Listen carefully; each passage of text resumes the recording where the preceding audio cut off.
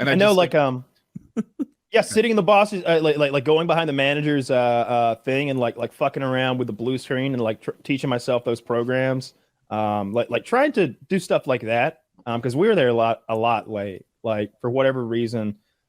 If a customer would come in 30 minutes before closing, a lot of people don't want to fuck with that guy, but I was just hungry, I guess, like maybe literally at the time. And I'd be like, hey sir, I know it's late, but we could squeeze in a car deal, and my record's 30 minutes, and that's what we've got. And sometimes they'd say, well, let's see what you can do, young man. And it'd be like, fuck, it's gonna take 3 hours, sir. I was lying. We're gonna be here late. Sir, first thing you should know is that I'm a liar. Now let's go pick out your new truck. Sir, I'm gonna be straight with you. Don't trust me. Yeah, because there was a guy whose credit was bad, and it legitimately may have taken 6 or 7 hours from start to finish. And a lot of it was begging someone to give him, the money for this car, like weighing the op. They're like, oh, okay, this car's this year, that many miles, it's worth this much. His credit is X, Y, and Z. Like, how much is he putting down? And just going back and forth because his numbers aren't moving, ours have to. And me just sitting there like a fucking clown trying to entertain this guy. So you, as the salesman, like had to talk to the financial people and be like, come on, he's going to do it. He's going to pay it. Worse. I have to keep him busy while two guys do that at the same time. Like my manager and the finance director are over there hustling. Because what we're trying to sell is like a used Mustang Cobra with very low miles, which is kind of a weird scenario. It's like, it's a used car, but it's worth a ton.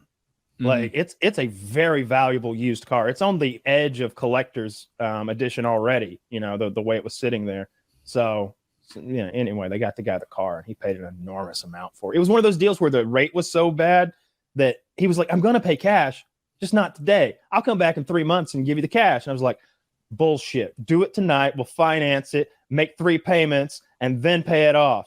Then we'll get your credit going again, sir. And he's like, you're making a lot of sense. It was one of those type of situations. Okay.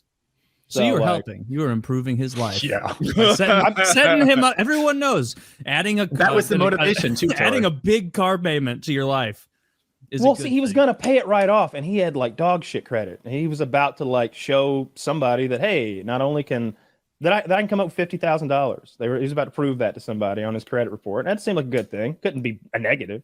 Anyway, I sometimes had to be that clown who was just talking to them about nonsense, not even about and every now and then they'd be like, man, it's been a long time. I'd be like, it has. Would you like some coffee? Like just killing hours like that with somebody who wants to leave. Who knew that would be a transferable skill, Kyle? Here you are doing that again. Yeah. Who knew that learning to talk about nothing for hours and hours and hours and hours would be a career move? Speaking of nothing,